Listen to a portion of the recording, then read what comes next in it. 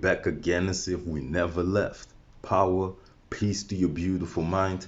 Biggest brain in the building. Welcome to the Brain Space channel where we raise the awareness of our mental aspects and don't forget, home of the profound thinker.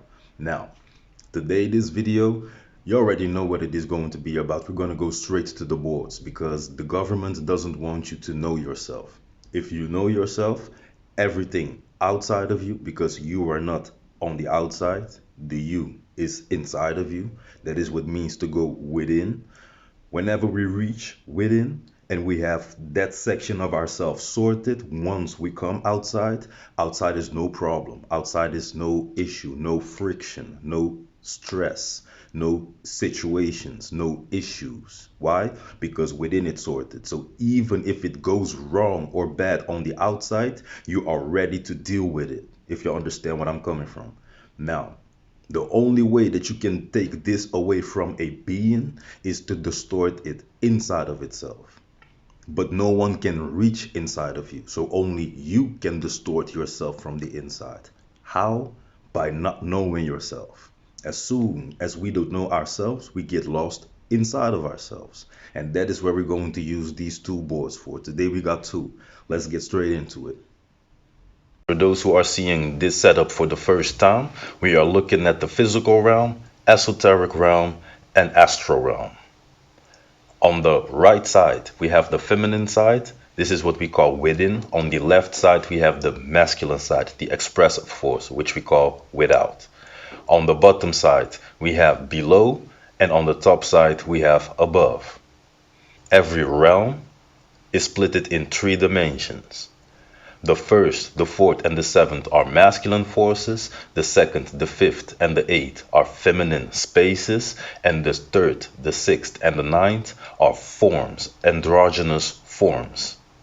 And for those who wonder what these characters on the side means, we have spirit, being, mind, character, matter, personality.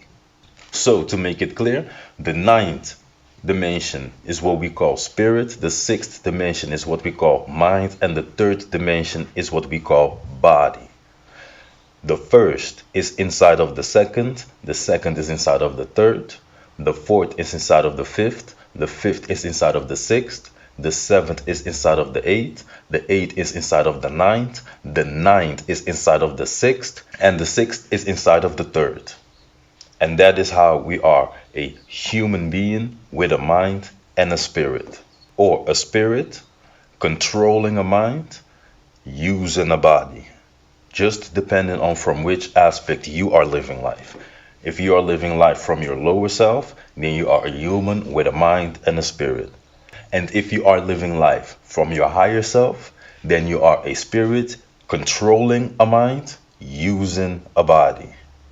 So when we are talking about controlling your emotions and controlling your mind, that is to be coming from a spiritual aspect. This is all extra information, but also just to make clear what we are looking at right now as a whole.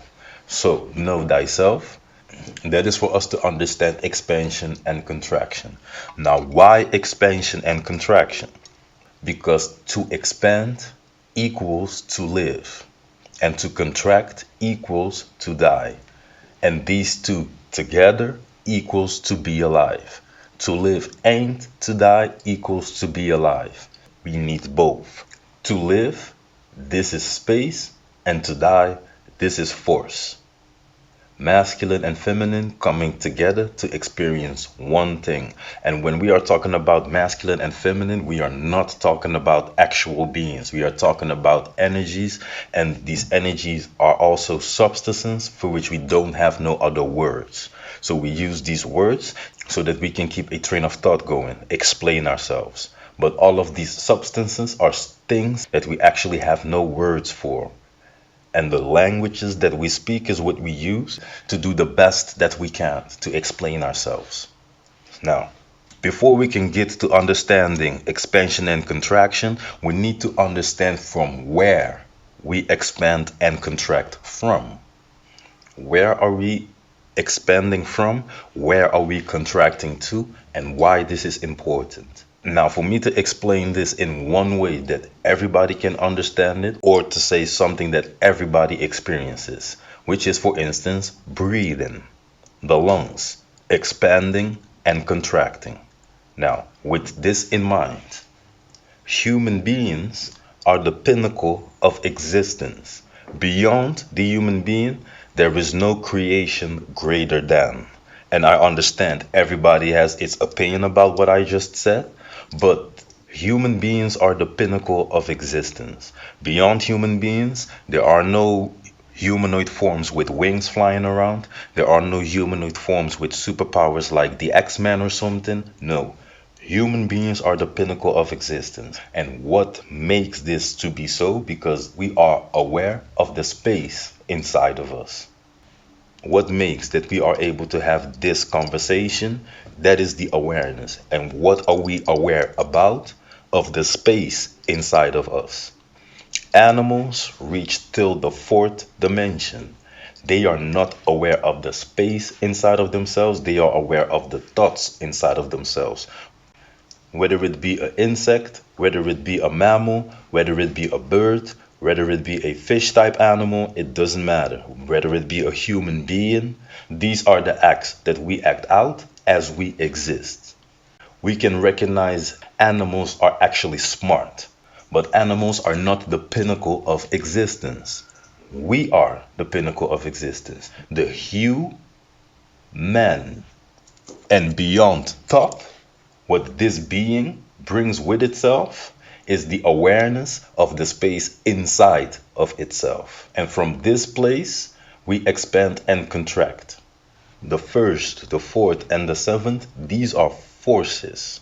The second, the fifth, and the eighth, these are the spaces in which these forces can be forces in, because a force is not just floating in thin air. It needs a space for it to be meaningful. These spaces gets generated by what we would call feminine energy, and these forces gets generated by what we would call masculine energy. Now, the space in which all of this happens, that is what we call soul.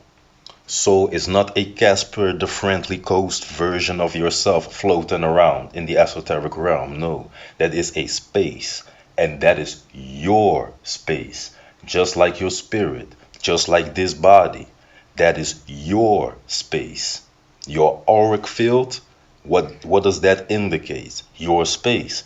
And if for one reason you cannot expand anymore, or for instance you are underwater, this is when we start choking, or this is when we start doing what? Panicking. And as soon as we panic, what happens? The pulse changes, the heartbeat changes, the pressure changes, the mood changes, and then it comes.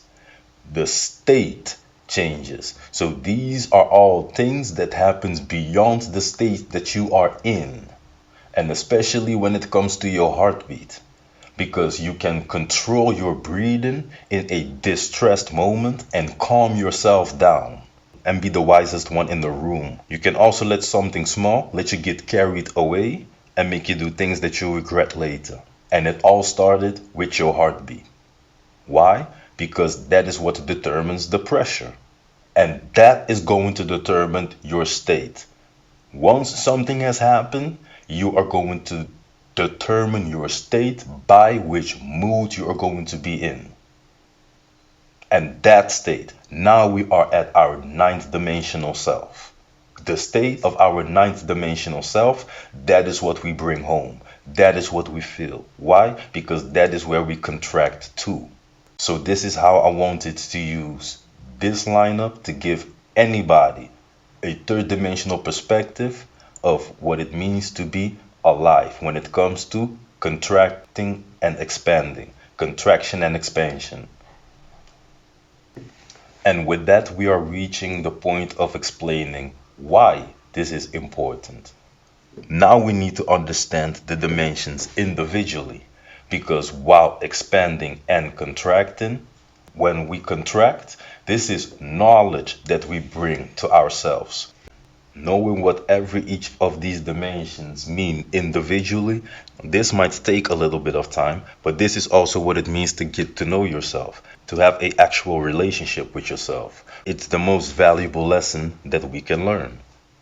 One thing that is important to understand, besides all of this that we are explaining right now, that with the understanding of everything being space within space, with everything being space within space within space, we need to understand that all of this is also happening within a space, and that when we pass away, we move to that space. And for us to be born again, we divide from that space. For us to be a unique individual, we move away from that space. We separate from that space for us to be a unique individual. To separate from this space, that is what it means to be born. Whenever you separate from this space, you will start processing everything that makes this space one individually.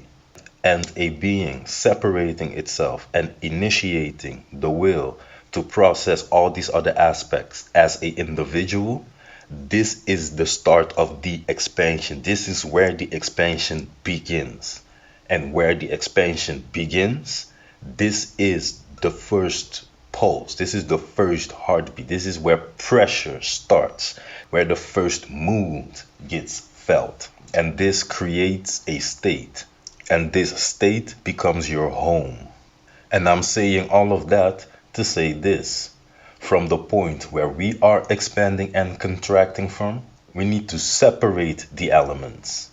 Because together, they become what we call the fifth element, which is ether. And this is whenever you have everything fused together. So whenever you pass away, the form that you return to is a fusion of all of the aspects that makes you a human being in this case.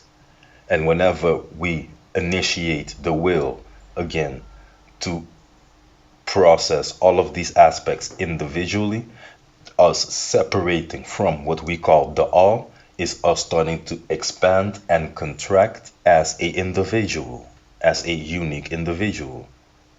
And in our case, we have done this cycle so many times, we have brought so many knowledge back and forth that now we are at the state that we are coming back as human beings. The fifth dimensional spiritual existence. Our existence expands and contracts from the fifth dimension. And for us to have a vision, or for us to have a imagination, or for us to see that picture that you see in your head when you have a dream or when you have an idea, we need to separate the elements so that we have a screen on which we can see. And this is what the mind is. The mind is where the elements separate themselves. Whenever you have a form initiating a will, it needs to separate the elements, because that becomes the canvas on which it is able to create. This is in the astral realms. Whenever we move to the esoteric realm, the same process again. That form has to separate the element, and that becomes the canvas on which it is able to see, in this case, his thoughts.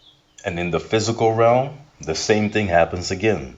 The being has to separate the elements so that it is able to make the right decisions. And as soon as we fail to separate the elements, as soon as we are in a state that everything is mixed together, this is where our judgment is cloudy. This is where we make the wrong decisions. But when we separate the elements, this is for us to have a clear view. This is what creates overview, insight. This is what creates the ability to remain calm during the storm. So what is important for us to get out of this is that the second, the fifth, and the eighth dimension, feminine spaces, these are the canvas of the forms and the masculine forces. And this brings us to understanding the boxed in mind. Because thinking outside of the box is a saying that is frequently used. But for us to understand how to think outside of the box, we need to understand how our minds is boxed in. Plus, With this, we will understand that the first cage that we have created, that is the lens through whom we look at to the world. Let's grab this illustration and place it on top of this section so that we can understand thinking outside of the box. Because whenever we think outside of the box, here is where it comes to be low vibrational or high vibrational. Here is where it comes to be in your lower self or higher selves. And both of them is okay. Everybody is at his own stage within its spiritual journey. And that is for no one to judge. As long as you are on your spiritual journey, we can use this world to create a memory, and you can use the spirit to create, period. And what comes out is unknown until it's finished. But for us to be in our lower selves, as we can see clearly now, as we have a very clear understanding from which point we expand and contract, now we know why we are so easily stuck in our thoughts. Overthinking, thinking yourself out of doing something, thinking yourself into discouragement. This is why it is so easy. From the point where we expand and contract from, these dimensions are neighboring. But as for the third dimension and the eighth dimension, these are a little bit further away. So when it comes to our lower selves, the third dimension also immediately becomes our beastly natures. And the eighth dimension immediately becomes our spiritual natures. Because your nature is something that you express naturally. For you to think outside of the box towards your spiritual self, this is where the need to create becomes present. Whenever you think outside of the box towards your lower self, this is where the need to experience instantly becomes a basic routine. Two people in their higher self spend time completely different than two people in their lower self. And these two can only bring memories created from the world. These two, they might come down with a brand new product that might touch the world, change the world, affect the world. We haven't spoken about the energies yet, which directly affects these aspects of us. Fusion equals contraction.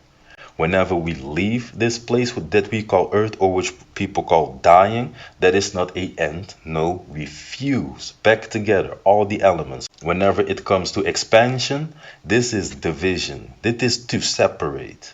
Expansion is to separate. And once we separate the elements, first of all, you will meet your creative self. And your creative self, that space, grants you a greater emotional intelligence. And a greater emotional intelligence will bring you to a greater state of joy.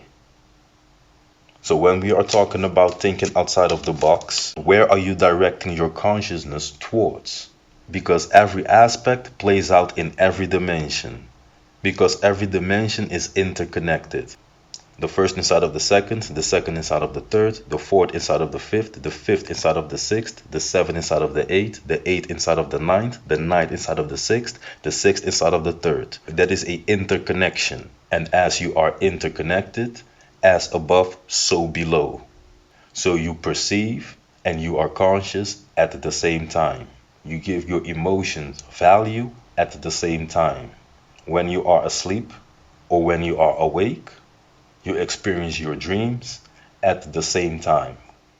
Whenever it comes to your thoughts and processing them, this happens at the same time. And again, we are at the point where I would like to say we expand and contract from. And for you to be in your higher self, that is for you to process these mostly. And for you to be in your lower self, that is for you to think about these mostly. And we can also see very clearly that this construct that we live in has us living in reverse. We are dying in the same direction that we are getting born. AKA, this is what hell on earth means. They make us be conscious about value and to experience that instantly and to have a thought about it and go and do that all over again. This is what it means to be stuck in your lower self. And this stops to man. You have no honor. You are aware that you are honoring a routine that doesn't serve you, because the ideas that you have used to create this circle, you know that it doesn't bring you to your higher self. You know that it doesn't bring you to your higher natures. We know this. We are aware of this. We are aware of the cycle that we are stuck in. Everybody is. And for us to be stuck in a loop within our lower self, that brings us into a state of processing existence away from our emotions and dreams. And once we have a clear understanding of the boxed in mind, the direction in which we need to process existence becomes visible.